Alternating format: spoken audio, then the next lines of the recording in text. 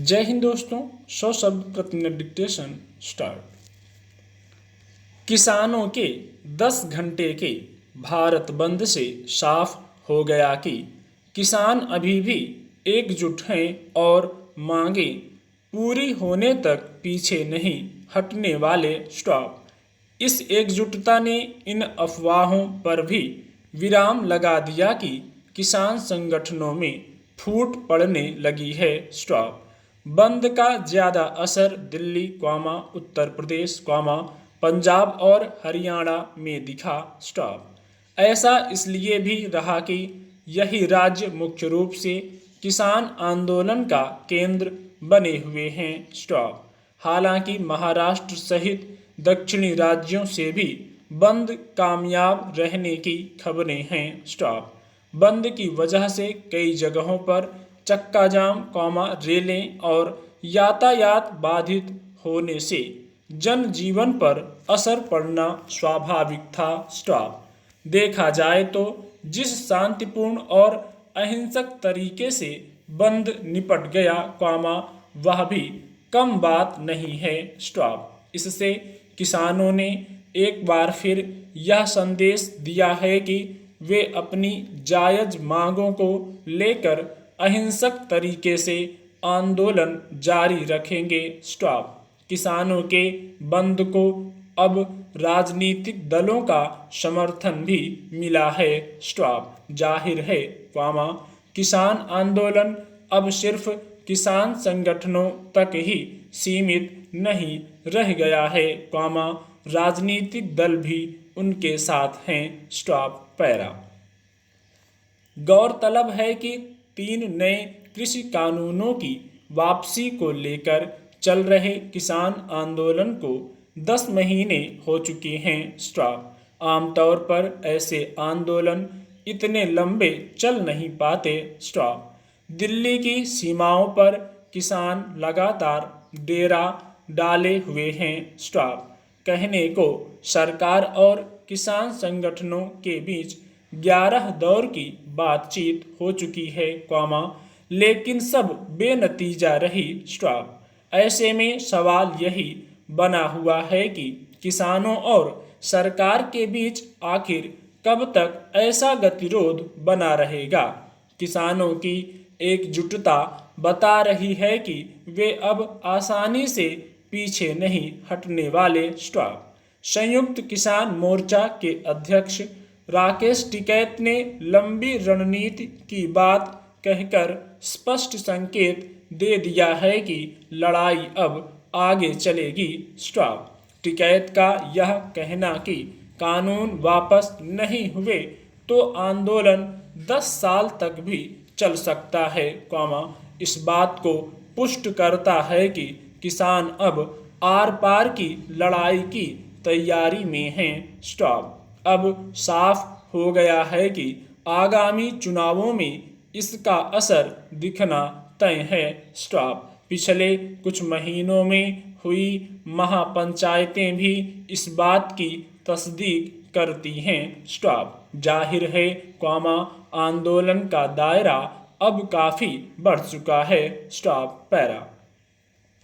सरकार और किसानों के बीच गतिरोध गंभीर चिंता का विषय बन गया है। स्टॉप।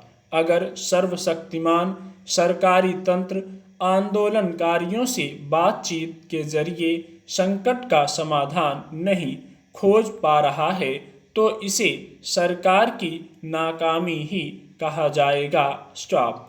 किसान आंदोलन को लेकर अब तक सरकार का जो रुख दिखता रहा है, वह निराश करने वाला ही है। स्टॉप। लगता है कि सरकार ने किसानों को उनके हाल पर छोड़ दिया है। स्टॉप। वैसे यह गतिरोध दोनों ही पक्षों की हठधर्मिता का भी नतीजा कहा जाए तो गलत नहीं होगा। स्टॉप। किसानों की तरफ से भी लचीले रुख की दरकार है। स्टॉप। यह कहना भी गलत नहीं होगा कि दोनों ही पक्ष इसमें अपने राजनीतिक लाभ देख रहे हैं। स्टॉप। याद किया जाना चाहिए कि 10 महीने के आंदोलन में बड़ी संख्या में किसानों की जान गई है। स्टॉप। सोमवार के भारत बंद में भी दिल्ली सीमा पर एक और किसान की दिल का दौरा पड़ने से मौत हो गई। स्टॉप। एक कृषि प्रधान देश में अगर अपनी मांगों के लिए किसानों को इतनी पीड़ा झेलनी पड़े तो इससे ज़्यादा दुखद और दुर्भाग्यपूर्ण कुछ नहीं हो सकता। स्टॉप।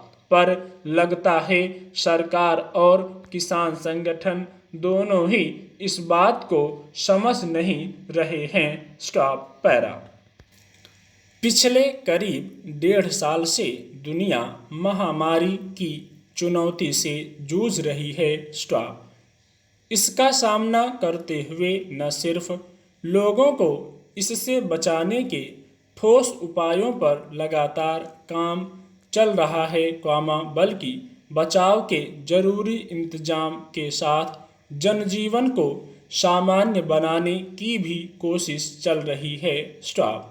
बहुत सारे देशों ने कोरोना विषाणु के संक्रमण को काबू करने के उपायों के साथ साथ आर्थिक और दूसरी सार्वजनिक गतिविधियों को धीरे धीरे सहज बनाने की ओर कदम उठाए हैं। स्टॉप।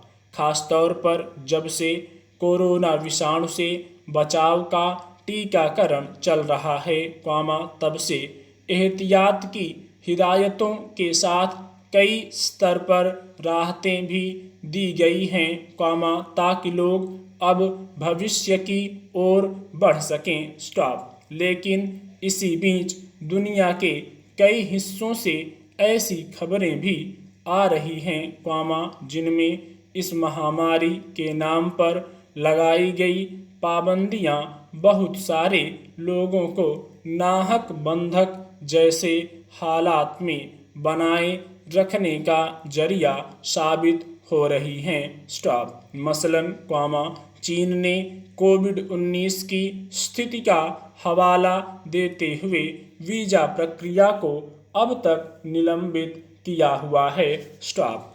प्रथम दृष्टया यह कोरोना की संवेदनशीलता के मद्देनजर एहतियात बरतने की कोशिश लगती है। स्टॉप। लेकिन व्यवहार में इसका सीधा असर यह पड़ा है कि चीन में करीब 23,000 से ज़्यादा भारतीय विद्यार्थी, सैकड़ों उद्योगपति और कामगार अपने परिवारों के साथ बीते 1 साल से फंसे हुए हैं। Stop para.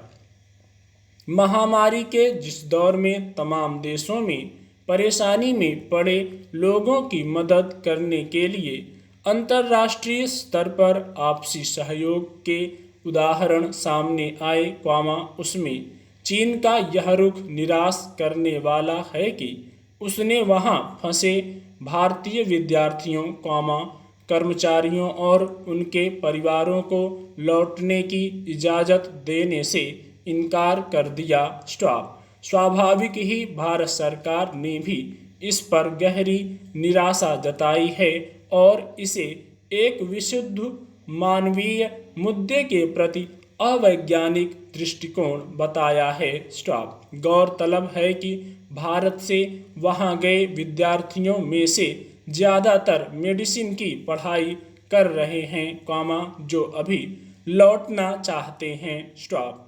इनके अलावा, कारोबारियों, मरीन क्रू और निर्यातकों के सामने भी कई तरह की समस्याएं हैं। स्टॉप। हालांकि इस महीने के शुरू में विदेशियों पर यात्रा पाबंदियां हटाने के सवाल पर चीन के विदेश मंत्रालय के प्रवक्ता ने कहा था कि बीजिंग अंतर्राष्ट्रीय यात्रा से संबंधित मुद्दों पर सभी पक्षों के साथ करीबी संवाद बनाए रखने को तैयार है। स्टॉप। मगर इसके बरक्स चीन का रुख उसके घोषित दिखावे की हकीकत बताता है। Stop para. दरअसल कोरोना संक्रमण पर काबू पाने की कोशिशों के बीच सभी देशों में आगे बढ़ने के रास्ते तैयार किए जा रहे हैं। स्टॉप। टीका और बचाव के उपायों के साथ कारोबारी गतिविधियों से लेकर अब स्कूल कॉलेज भी खोलने की ओर बढ़ा जा रहा है स्टॉप। यानी विज्ञान सम्मत विचार के सहारे जनजीवन को सामान्य बनाने की कोशिश की जा रही है स्टॉप।